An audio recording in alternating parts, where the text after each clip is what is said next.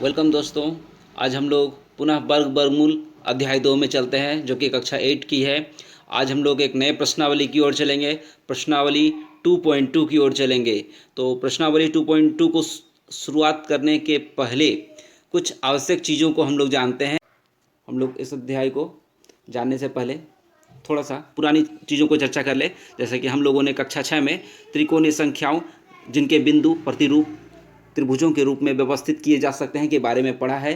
जैसा कि आप चित्र में देख पा रहे हैं, 1 स्टार है, फिर 3 स्टार है, फिर 6 है, 10 है, 15 है। तो यदि हम दो क्रमागत त्रिकोणीय संख्याओं को जोड़ते हैं, जो कि सजा हुआ त्रिकोण रूप में, तो हमें एक वर्ग प्राप्त होती है। जैसे 1 जोड़ 3, 1 और 3 को जब जोड़ते हैं तो 4 प्राप्त होता है, जो कि 4 है 2 का वर्ग है। 3 जोड़ 6 बराबर 9, जो कि 3 का वर्ग है। 6 जोड़ 10 यानी कि 16, यानी कि जो 4 का वर्ग है। तो ये वर्ग हमें प्राप्त हो रही है इन प्रतिरूपों से। उसके बाद आइए हम लोग इनके बारे में थोड़ा सा चर्चा करते हैं कि दो क्रमागत वर्ग संख्याओं के बीच की संख्याएं जो वर्ग संख्याएं नहीं है, ऐसी संख्याएं को हम लोग पता करते हैं और उनकी ये भी पता करेंगे उनकी संख्या कितनी है और ये किस प्रकार से प्राप्त करेंगे, इसको हम लोग जानते हैं। जैसे कि हम लोग देख रहे हैं 4 का वर्ग 16 और 5 का वर्ग 25 होता है। चूँकि 4 एवं 5 के बीच कोई प्राकृतिक संख्या नहीं है, अतः 16 एवं 25 के बीच ऐसी कोई संख्या नहीं होगी जो वर्ग संख्या है। अध्याय में जब जाएंगे तब उदाहरण के साथ इसको हम लोग समझेंगे। आइए, विषम संख्याओं को किस प्रकार हम लोग जोड़ते हैं। बिना योग संक्रिया किए भी हम लोग विषम संख्याओं को जोड़ सकते हैं। तो यहाँ हम देख रहे हैं कि विषम संख्या ली गई है, पहले 1 ली गई है। 1 जो होता है, 1 का वर्ग 1 ही होता है। उसका दो विषम संख्याओं को 1 और 3 को जब जोड़ा गया है तो 1 और 3 का जोड़ 4 होता है, जो कि 2 का वर्ग होता है। 3 विषम संख्याएं 1, 3 और 5, 1, 3, 5 को जब जोड़ा जाता है तो वो होता है 9, जो कि 3 का वर्ग है। इसी प्रकार से यदि संख्याएं n तक हो तो n का वर्ग उसका योग होगा। इस प्रकार से हम लोग बिना जोड़े भी निकाल सकते हैं कि कितने संख्याओं का योग कितना होगा। इसको हम लोग अब अध्याय में चलेंगे और वहाँ विस्तार रूप से सीखेंगे। आइए, अब आपका स्वागत है। संख्याओं के रोचक प्रतिरूपों को हम लोग आगे बढ़ाते हैं और प्रश्नावली 2.2 में चलते हैं। ये हम देख रहे हैं, पहला प्रश्न है यह, योग संक्रियाएं किए बिना योगफल ज्ञात करना है। हमें जोड़ना नहीं है, बिना जोड़े उसका योगफल बताना है। तो इसकी खासियत यह है कि यहाँ पे सभी विषम संख्या हैं, 1, 3, 5, 7, 9 विषम संख्याओं का योग हम लोग कैसे कर रहे हैं। तो हम लोग n नंबर को मान लेते हैं कि n स्क्वायर करना है हमें। तो नंबर कितना है, गणना है 1, 2, 3, 4, 5। तो हमें 5 का वर्ग कर देना है और ये 5 का वर्ग हो गया 25, ये हो गया आंसर। बहुत ही आसान है, थोड़ा सा ध्यान देने से बहुत ही आपको आसान लगेगा। पर हम यहाँ देखते हैं 1 से शुरू होगा और 13 तक है, सभी विषम संख्या है। इन विषम संख्याओं को हम लोग काउंटिंग करेंगे, कितना है 1, 2, 3, 4, 5, 6, 7, यानी कि 7 है। विषम संख्या की संख्या 7 है, उसका वर्ग कर देंगे, ये हो गया 7 का वर्ग 49। तीसरा प्रश्न है 1, 2, 3, 4, 5, 6, 7, 8, 9, 10, 11 है। यानी कि हम लोगों की विषम संख्याओं की संख्या 11 है, तो 11 का हम लोग यहाँ पे वर्ग कर देंगे। 11 का वर्ग होता है 121। इस प्रकार से हमारा पहला सवाल सॉल्व हो गया।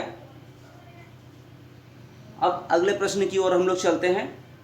निम्नलिखित संख्याओं के वर्गों के बीच कितनी प्राकृतिक संख्या हैं।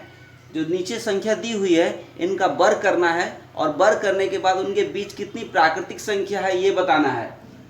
43 और 44 लगातार है, प्राकृतिक संख्या है। तो 43 है यानी कि n है, इसको n मान लेते हैं और ये n+1 है। अब 43 का वर्ग करेंगे हम लोग, 43 के वर्ग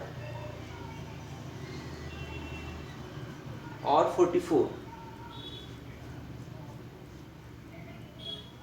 के वर्गों के बीच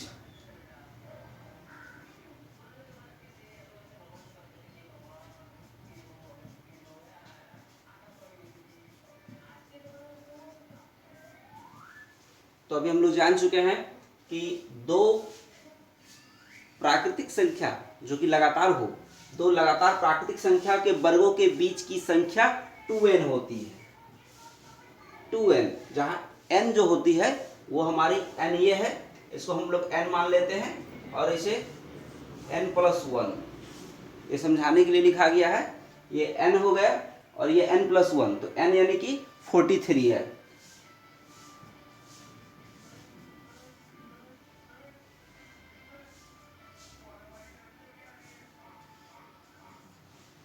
ये आप देख लिए 86 आंसर हो गया। तो आपका इसी प्रकार से आप अगला प्रश्न को 14 और 15 है, 14 और 15 का वर्ग करेंगे। इस तरह से लिखेंगे 14 का वर्ग और 15 का वर्ग के बीच प्राकृतिक संख्या इक्वल टू 2n और n की जगह हो जाएगा 14, तो 14 दूनी 28 हो जाएगा। इसी प्रकार अगला प्रश्न भी आप बना सकेंगे। और उसके बाद अब हम लोग निम्नलिखित संख्या, तीसरा प्रश्न की ओर चलते हैं। निम्नलिखित संख्याओं को दो क्रमागत पूर्णांकों के योग के रूप में लिखना है।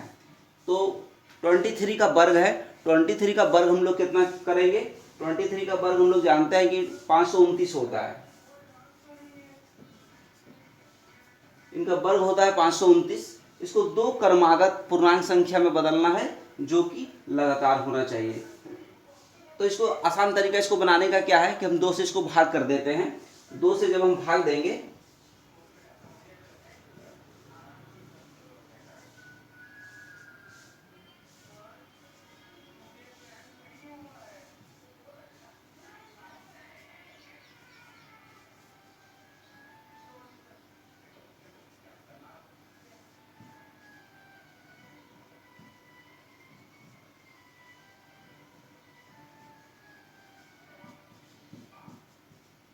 आप देख पा रहे हैं कि 529 को जब 2 से भाग देंगे तो 264.5 आएगा। 264.5 यानी कि अगर हमको लगातार इसको प्राकृतिक संख्या के रूप में लिखना है, पूर्णांक के रूप में लिखना है, पूर्ण संख्या के रूप में लिखना है, तो हमें क्या करना है? यहाँ 264 प्लस 265 हम 264 प्लस 265 लिख सकते हैं। इसका पॉइंट इधर हटा देंगे और उधर पॉइंट बढ़ा देंगे, तो आसानी से अब हम लोग कह सकते हैं कि इसको दो क्रमागत रूप संख्या के रूप में हम लोग लिख सकते हैं।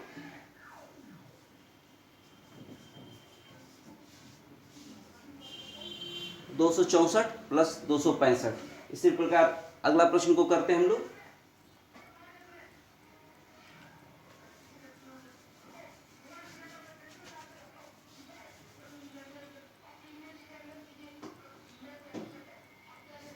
जैसा कि जानते हैं 15 का वर्ग हो जाएगा, 15 का वर्ग हो जाता है 225।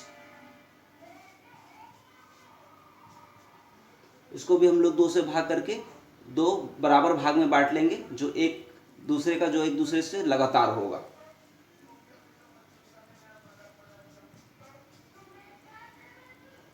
उसी प्रकार 19 का भी हम लोग जानते हैं कि वर्ग जो होता है 361 होता है। इसको भी 2 बराबर भाग में हम लोग बांट लेते हैं।